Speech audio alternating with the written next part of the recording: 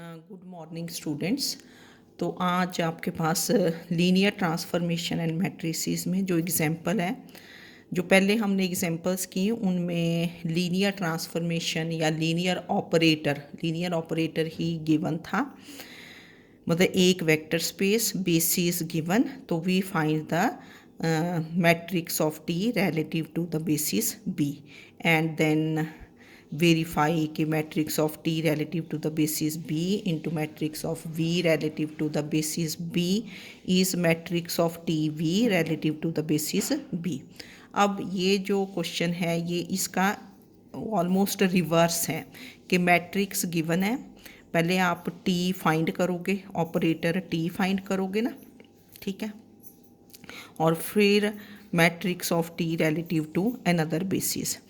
तो example is के if matrix of linear operator T on R cube relative to usual basis is this। usual means that is standard basis of r cube। what is the standard basis of r cube? e1 e2 e3 ये लिखा मैंने, this is the standard basis, पता है आपको। ये दिया है कि if the matrix of linear operator T on R cube relative to usual basis is this, ये गिवन है। Find matrix of T relative to basis B1, this is 1 2 2 1 1 2 and 1 2 1, इसके विद रिस्पेक्ट टू आपको find करना है, ठीक है। तो ये थोड़ा सा जो पिछला क्वेश्चन है उसका रिवर्स होगा, ये जो फर्स्ट पार्ट है ना, आगे तो फिर वैसे ही चलेगा क्योंकि first we have to find the linear operator. तो T from R cube to R cube is a linear operator and B this is, ये E1 होगा 1 0 0 0 1 0, ये E2 है, ये E3 है 0 0 1। तो this is standard basis of R cube, this is standard basis of R cube, ठीक है। तो matrix of T relative to the standard basis, ये स्टैंडर्ड बेसिस दिया, ये गिवन है आपको, दिस इज 1 1 -1 है ना, ऐसा पहले नहीं ना था। तो थोड़ा सा इसको प्रॉपरली आपने देख लेना कि ये स्टैंडर्ड बेसिस ले लिया, matrix of T relative to the standard basis is given, this is 1 1 -1 and all that, ठीक है। अब आपको पता है कि फिर आप matrix of T relative to basis B, इसका क्या निकाल देते हो, ट्रांसपोज, ताकि कोफिशिएंट मैट्रिक्स बन जाए आपके पास। Then matrix of T relative to basis B, इसका क्या ले लोगे, ट्रांसपोज। तो transpose becomes this is transpose of this matrix ना, तो ये बन गया आपका 1 -1 1 है ना, first column becomes first row, second column becomes second row, 1 1 -1, third column becomes third row, -1 1 1, ये। तो this is the coefficient matrix, क्योंकि matrix of T relative to basis B दिया, फिर आपको कोफिशिएंट मैट्रिक्स निकालना है कि जिसके कोफिशिएंट्स आ जाएं। तो यहाँ से क्या हुआ कि therefore T of 1 0 0, T of ये 1 0 0, दिस इज क्या बन गया, 1 -1 1। यही होता था ना कि then we write matrix of T relative to basis B, ये जो यहाँ होते थे बेसिस के साथ ये लीनियर कॉम्बिनेशन लिखा होता है, ये वाले एलिमेंट्स कोफिशिएंट मैट्रिसेस। अब ये उसका रिवर्स चल पड़ा, ठीक है। तो then T of 1 0 0 becomes t of this is 1 -1 1, t of 0 1 0 will be second row, 1 1 -1, t of 0 0 1 will be -1 1 and 1, ठीक है, ये बन जाएंगे। अब ये जो बेसिस ये वेक्टर्स होते थे, इनको we write this as linear combination of elements of basis, इनको लीनियर कॉम्बिनेशन आप लिख लेते हो।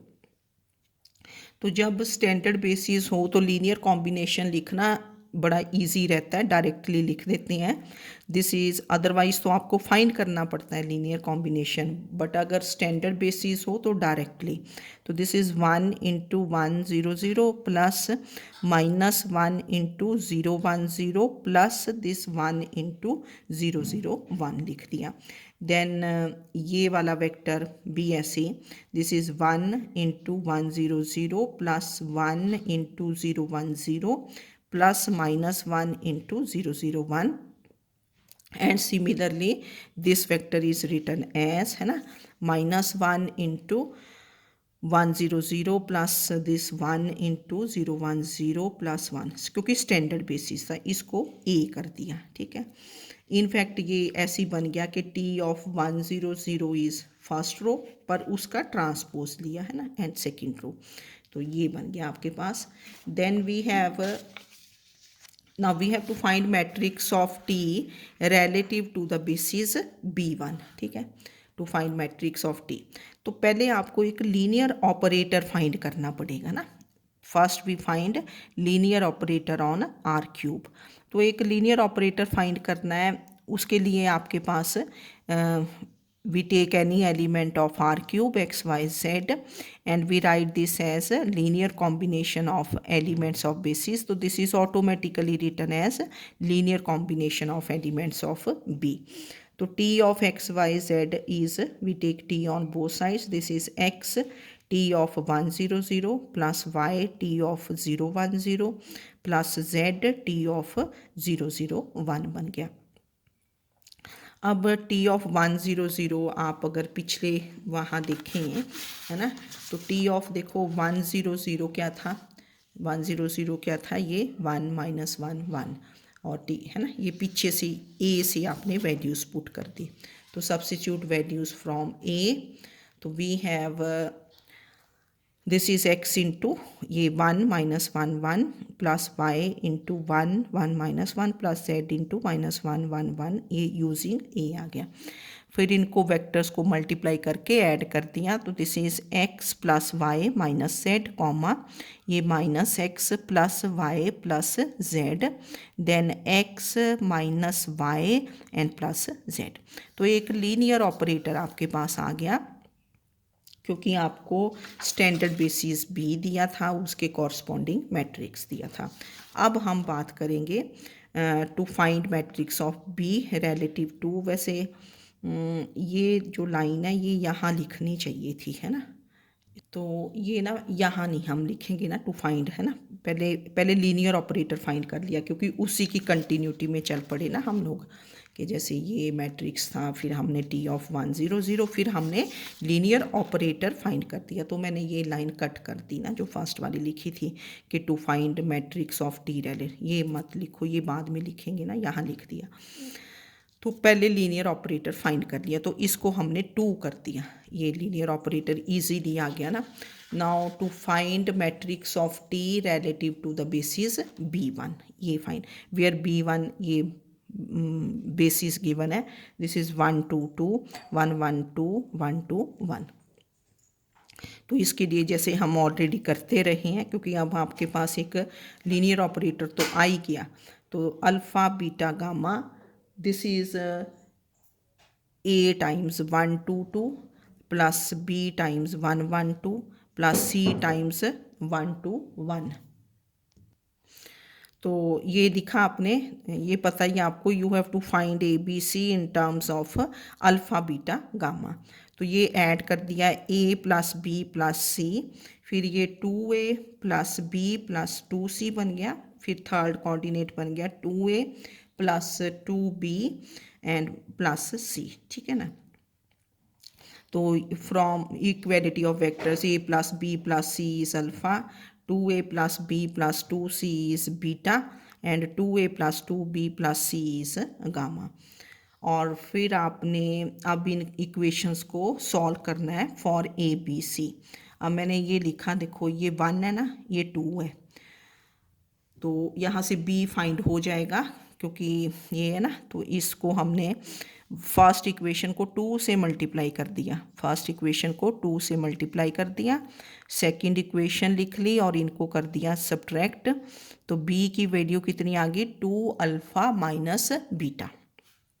फिर इसी तरह फर्स्ट इक्वेशन को फिर से 2 से किया और थर्ड इक्वेशन ले ली साथ में ना, क्योंकि यहाँ a प्लस बी प्लस सी है, यहाँ 2 जगह 2a 2b है, तो इसको थर्ड इक्वेशन के साथ किया तो C की वैल्यू आ गई, C is 2 alpha minus gamma.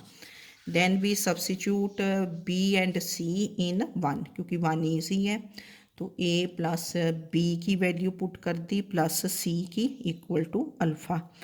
तो फिर आपने इसको सिंप्लीफाई कर लिया और A की वैल्यू कितनी बन गई, -3 alpha plus beta plus gamma.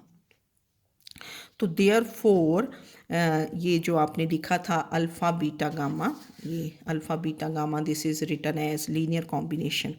तो this becomes what is your A कितना था, तो ठीक है, इसमें पुट कर देना आपने ये वाली जो इक्वेशन है।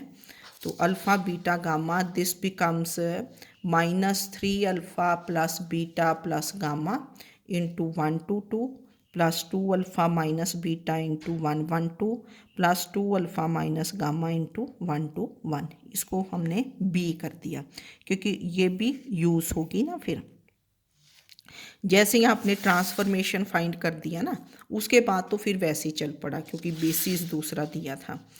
नाउ टी ऑफ, अब ट्रांसफॉर्मेशन है आपके पास, देखो ये ट्रांसफॉर्मेशन है ना ऊपर, ये to transformation T of X Y Z, this is X plus Y minus Z है ना, ये है। तो फिर आप क्या फाइंड करोगे, T of 1 2 2, from here we find T of 1 2 2 और उसको लिखोगे एज लीनियर कॉम्बिनेशन। इसीलिए हमने पहले ही अल्फ़ा बीटा गामा को as linear combination of elements of basis लिख लिया। तो ये ट्रांसफॉर्मेशन से first you find T of 1 2 2, तो ये आ गया आपके पास टी ऑफ 1 2 2, दिस इज़ ऊपर से 1 3 1 आ गया ट्रांसफॉर्मेशन से यूजिंग बी, ये मैंने लिख भी दिया है ना, यूजिंग बी ट्रांसफॉर्मेशन को। तो चलो ये तो यूजिंग 2 हुआ ना ट्रांसफॉर्मेशन, ये हुआ यूजिंग। अब ये बन गया अल्फ़ा बीटा गामा, इसको बी को यूज़ किया तो क्या है -3 अल्फ़ा, तो कितना बन गया -3 प्लस बीटा 3 प्लस गामा, ठीक है। तो 3 3 कैंसल्स इंटू 1 2 2 प्लस फिर ये 2 अल्फ़ा माइनस बीटा, तो मैंने ये डायरेक्टली कर दिया 2 alpha minus beta becomes -1 1 1 2, then plus 2 alpha minus gamma, 2 alpha minus gamma means 1 into 1 2 1, ठीक है। तो ये जो एलिमेंट आया था टी ऑफ 1 2 2, जो भी एलिमेंट आया you have to write this as linear combination of elements of B1 जो बेसिस था, ठीक है। तभी matrix of T relative to basis B1 आएगा ना अगर एलिमेंट्स होंगे। अगर स्टैंडर्ड बेसिस हो फिर हम इजीली लिख देते हैं क्योंकि स्टैंडर्ड बेसिस के एलिमेंट्स क्या होते हैं 1 0 0 0 है ना, ठीक है। फिर टी ऑफ 1 1 2 निकालना, टी ऑफ 1 1 1 2, ये आप इस ट्रांसफॉर्मेशन से निकालोगे। टी ऑफ क्या है 1 1 2, एक्स को 1 वाई को 1 जेड को 2, तो ये पुट करके पहला टर्म बन गई 1 + 1 - 2 तो 0 बन गया। फिर एक्स को 1 पुट किया -1 + 1 प्लस ये, तो ये बन गया आपके पास है ना, ठीक है। तो इसको फाइंड कर दिया, तो टी ऑफ 1 1 2 दिस बिकम्स 0 2 2, ये alpha beta gamma from using B, तो दिस बिकम्स 3 अल्फ़ा मतलब 0 बीटा प्लस गामा मतलब 4 4 इंटू 1 2 2, ये आ गया। 2 अल्फ़ा तो 0 हो गया, minus beta means -2 1 1 2 plus 2 alpha 0 ही हो गया, minus gamma means -2 1 2 1, then T of 1 2 1 ऊपर से निकाल दिया ट्रांसफॉर्मेशन से 2 से from using 2, this is using 2 सारा है ना, तो 2 2 0, तो फिर ये यहाँ से लीनियर कॉम्बिनेशन लिखा, this is your alpha, this is beta, this is gamma. तो -3 alpha means -6 + 2 -4 into 1 2 2, then plus 2 alpha, 2 alpha means 4 - 2 that is 2 into 1 1 2, then plus 2 alpha minus gamma, 2 alpha minus gamma 4 1 2 1, ठीक है। Now ये these vectors they are written as linear combination of elements of B1, तो therefore matrix of T relative to the basis B1 is matrix coefficient matrix. तो coefficient matrix क्या बन जाएगा, 1 -1 1 4 -2 -2 -4 2 4, और उसका क्या होगा, ट्रांसपोज। तो therefore matrix of T relative to the basis B1, this is 1, ये आपकी बन गया 1 -1 1 4 -2 2 -4 2 4, और इसका क्या हुआ, ट्रांसपोज।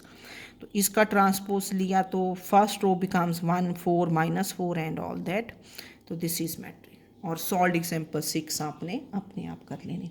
तो ये क्वेश्चन थोड़ा सा डिफरेंट था, डिफरेंट इन द सेंस कि एक मैट्रिक्स दिया है corresponding to linear operator on RQ with usual basis. तो उसके कॉरस्पॉन्डिंग आपने लीनियर ट्रांसफॉर्मेशन फाइंड करनी है, ठीक है। तो फिर ये लिखा आपने और इसका ट्रांसपोज लिया, ये कोफिशिएंट मैट्रिक्स बना है ना, ये स्टेप्स आपने देख लेने।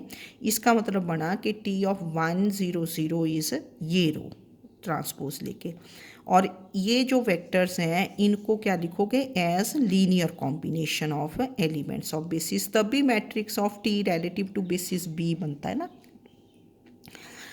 कि 1 -1 1 है ना ये। फिर आपके पास ये T ऑफ 1 0 0 इज़ 1 -1, वैसे तो इनको लिखने की ज़रूरत नहीं, पर हमें लिख के बता देना होता है ना, स्टैंडर्ड बेसिस है तो इजीली लिखा जाता है। अब इसके कॉरस्पॉन्डिंग आपको ट्रांसफॉर्मेशन निकालनी है, तो T of x y z होती है ट्रांसफॉर्मेशन। तो वो आपने फिर ऐसे की कि first we find the linear operator on R³ to R³। तो x y z belongs to R³, x y z we have to write linear combination of elements of B। तो वो तो स्टैंडर्ड बेसिस है ना, तो इसलिए हम directly लिख लेते हैं। फिर T ले लिया। अब T ऑफ 1 0 0 आपके पास पता ही है, T ऑफ 1 0 0 कितना था, 1 माइन है ना। तो ये पार्ट आपको देखना है। फिर उसके बाद तो matrix of T relative to basis B1 as it is चलेगा कि B1 है तो first you write alpha beta gamma as linear combination of basis, वो आपको लिखना आना चाहिए बस। फिर T ऑफ 1 2 2, तो इस क्वेश्चन को कर लेना, थोड़ा डिफरेंट था। फिर आप एग्जाम्पल है ना जो 6 कर लेना, क्योंकि अदरवाइज़ ना बहुत टाइम लग जाएगा अगर एक एक एग्जाम्पल करेंगे ना। तो एग्जाम्पल 6 कर लेना, प्रॉब्लम हो तो पूछ लेना। और जो एक्सरसाइज है इसके कॉरस्पॉन्डिंग है ना चैप्टर के फर्स्ट एक्सरसाइज, उसमें से एक दो क्वेश्चंस ट्राई कर लेना जिनके आगे यूनिवर्सिटी कोई डेट लिखी होती है ना कि ये यूनिवर्सिटी एग्ज़ाम में आया, वो करना ज़्यादा बेहतर रहता है, ठीक है। Okay, thank you.